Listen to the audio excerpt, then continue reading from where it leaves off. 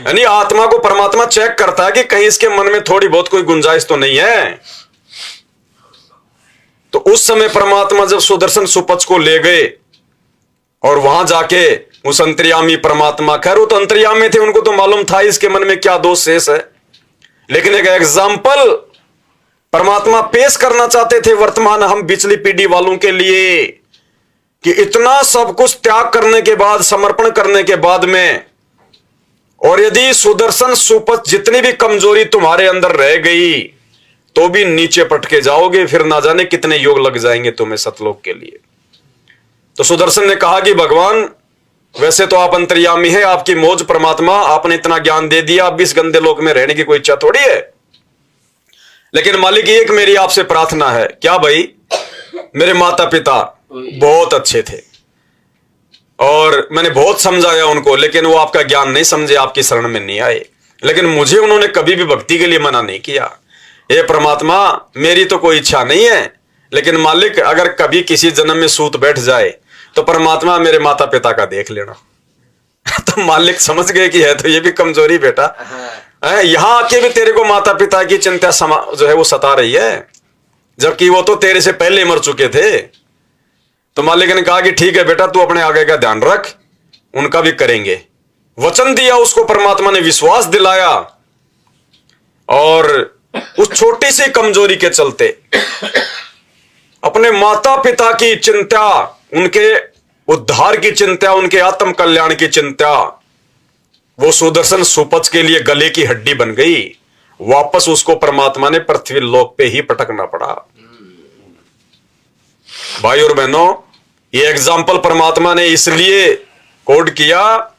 ताकि वर्तमान की पिछली पीढ़ी में जो गलतियां हमसे पहले हमारे भगत भाई बहन कर चुके हैं और उन गलतियों की सजा वो वर्तमान तक पा रहे हैं, हमसे उतनी चूक भी अब की बार ना हो जाए जरा सी भी। और परमेश्वर ने हमें समझा दिया कि माता पिता का ऋण, क्योंकि माता पिता ने हमें जन्म दिया, हमें संसार में, माता पिता का ऋण कोई भी प्राणी नहीं चुका सकता। माता पिता का ऋण यदि कोई चुका सकता है तो सतगुरु रामपाल जी भगवान का भगत चुका सकता है। और वो ऋण चुकाने के लिए कोई संपत्ति दान करने की जरूरत नहीं, माता पिता के लिए बहुत बड़ा कोई प्लाट कोई खरीद के 2-4 नौकर छोड़ के उसकी सेवा करवाने की आवश्यकता नहीं। परमेश्वर ने बताया कि इस दुनिया में सबसे बड़ा जो धर्म है वो है आत्म कल्याण का, आत्म प्राण उद्धार ही, और धर्म नहीं दूजा। अगर हम किसी का आत्म का उद्धार करवा दें, उसका मोक्ष करवा दें, उसका आत्म कल्याण करवा दें, सच्चे सतगुरु से उसको जोड़ दें, तो कहते हैं उससे बड़ा धर्म दुनिया में कोई नहीं है। तो भाई और बहनों, हम अपने माता पिता को सतगुरुदेव से जुड़ने के बाद हम सब की इच्छा होती है कि मेरे रिश्तेदारों को भी जोड़ दूं, भाई बंधु को भी जोड़ दूं, माँ बाप को भी जोड़ दूं। तो यदि हम अपने माता पिता को अपने गुरुदेव भगवान से ज्ञान समझाकर या उनसे कहकर प्रार्थना करके यदि हम उनको नाम दिलवा देते हैं, एक बार यदि हम उनको गुरु की शरण से जोड़ देते हैं,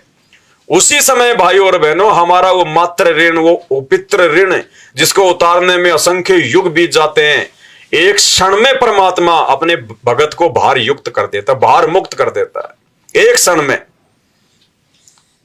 और यदि आपके माता पिता आपके बार बार रिक्वेस्ट करने से नाम दीक्षा नहीं लेते हैं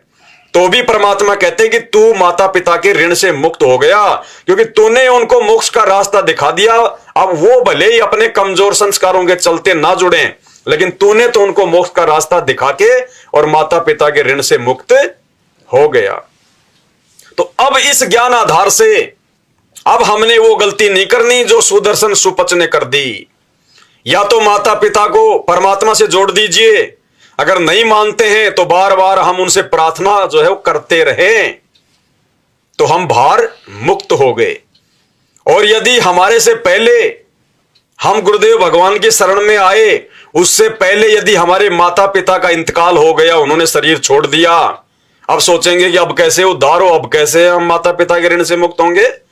तो परमेश्वर ने हमें ज्ञान आधार से बताया कि जब एक भगत नाम दीक्षा ले लेता है तो ये परमात्मा का विधान है, ये उनका रूल है, ये उनका नियम है। जो भगत एक बार सच्चे गुरु से नाम दीक्षा ले लेगा तो कहते हैं उसकी 7 पीढ़ियां तो पहले वाली वो पार होंगी, उनको परमात्मा मानव जन्म देगा भगत के, 7 पीढ़ियों को जो पहले जा चुके हैं दादा परदादा, और 101 पीढ़ी उसकी आगे वाली परमात्मा पार करेगा।